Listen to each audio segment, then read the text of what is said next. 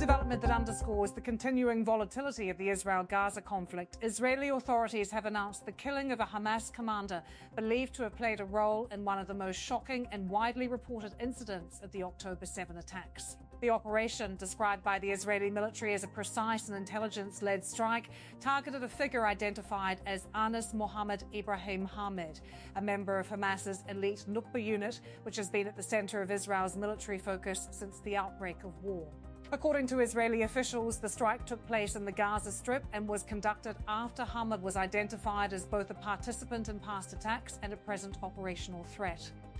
The military characterized the action as part of a broader campaign aimed at dismantling militant capabilities and preventing further violence. The IDF struck in a precise aerial strike, the military said in its official statement, emphasizing the calculated nature of the operation and the intelligence that led to it.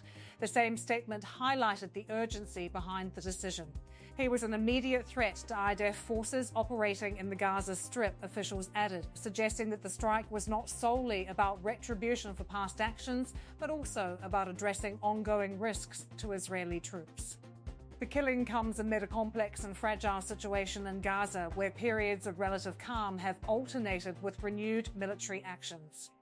Despite ceasefire understandings reached at different points in the conflict, both sides have accused each other of violations and the underlying tensions remain unresolved.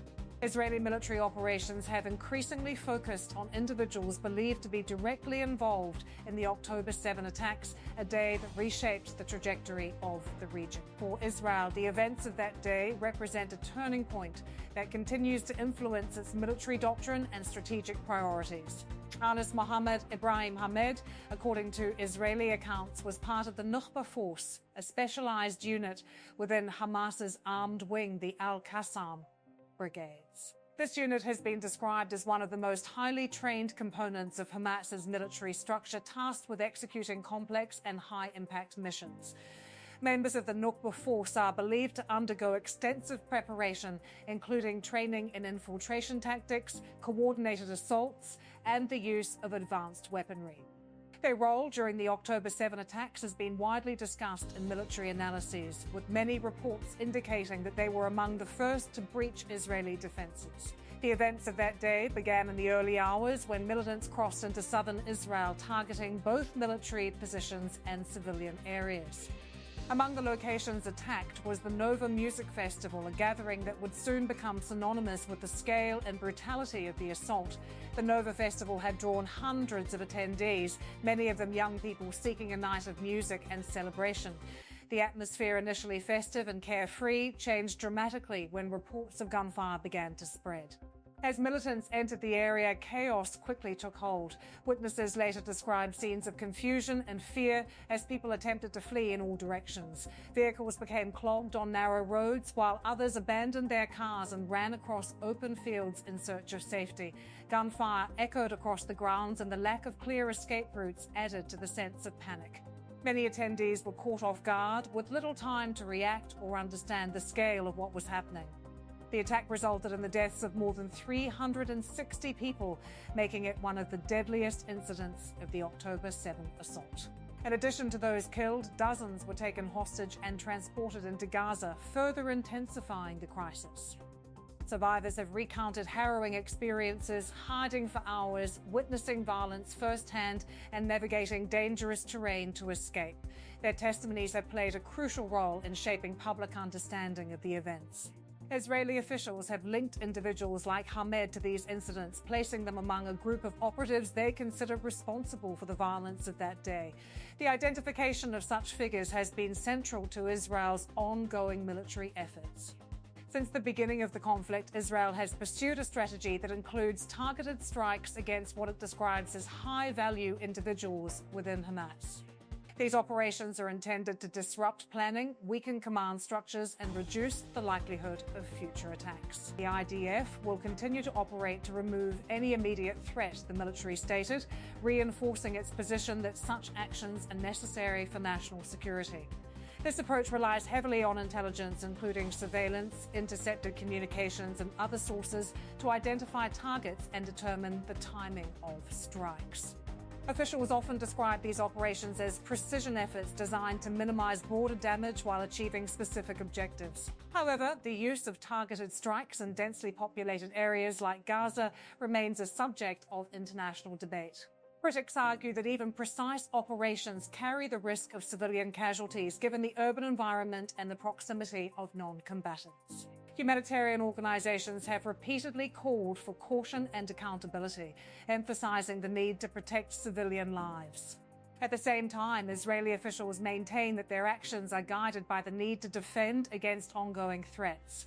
The border conflict continues to evolve, shaped by military actions, political considerations, and diplomatic efforts. The October 7 attacks, which resulted in approximately 1,200 deaths in Israel and the abduction of more than 200 people, marked the beginning of a new and intense phase of the conflict. In response, Israel launched extensive operations in Gaza, targeting infrastructure, leadership figures, and militant networks. These operations have had significant consequences for the region, contributing to displacement, humanitarian challenges, and ongoing instability. Despite efforts to negotiate ceasefires, lasting peace has remained elusive.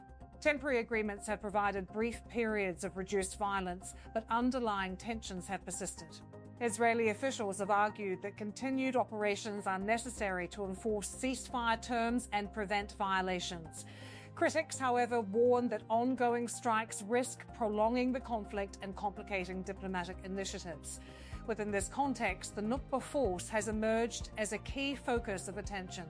As an elite unit, it is believed to play a central role in Hamas's military planning and execution. Analysts have suggested that the group's structure and training make it particularly capable of carrying out complex operations. This has made its members a priority target for Israeli forces. Reports indicate that thousands of fighters involved in the October 7 attacks were affiliated with the Nukhba unit, highlighting its significance within the broader militant framework. The actions of this unit have had a lasting impact on the conflict, influencing both military strategies and public perceptions. For Israel, the targeting of individuals associated with the Nukhba force represents an effort to address what it sees as the root of the threat. By focusing on those with specialized training and operational roles, officials aim to reduce the capacity for similar attacks in the future. At the same time, experts note that militant organizations often adapt to such pressures. Leadership structures can be rebuilt and new members can be recruited, allowing operations to continue even after significant losses. This dynamic contributes to the complexity of the conflict, where military actions can achieve tactical successes but may not lead to immediate resolution. The killing of Anas Muhammad Ibrahim Hamed illustrates this broader reality. While his elimination may represent a setback for Hamas, it is unlikely to bring an end to the conflict or fundamentally alter its course in the short term. Instead, it becomes part of an ongoing cycle of action and response, where each development influences the next. Beyond the strategic considerations, the human impact of the conflict remains profound. Families affected by the Nova Festival attack continue to grapple with loss and trauma, seeking answers and accountability. In Gaza, civilians face their own challenges, including displacement, limited access to resources, and the constant uncertainty of living in a conflict zone. These human stories often exist alongside the political and military narratives, providing a reminder of the broader consequences of the conflict. As events continue to unfold, the international community remains engaged, with various actors calling for restraint, dialogue, and a path toward lasting peace. However, achieving such a resolution has proven difficult given the deep-rooted issues and competing interests involved. For now, Israel's policy of targeted operations appears set to continue. The IDF will continue to operate, officials reiterated, signaling that the approach is unlikely to change in the near future.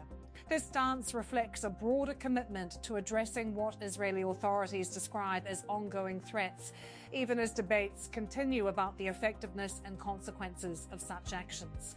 The situation remains fluid, with each new development adding to an already complex picture. The death of Anas Muhammad Ibrahim Hamed is one moment within that larger narrative, a reflection of both the intensity of the conflict and the challenges of bringing it to an end. As the region continues to navigate this period of uncertainty, the focus remains on what comes next, whether through continued military operations, renewed diplomatic efforts, or some combination of both. For those directly affected, the hope is for a future where such events no longer define daily life. For now, however, the reality is one of ongoing tension, where each incident carries both immediate and long-term implications. The story is still unfolding, shaped by decisions made on the ground and in political arenas, as well as by the resilience of those living through it.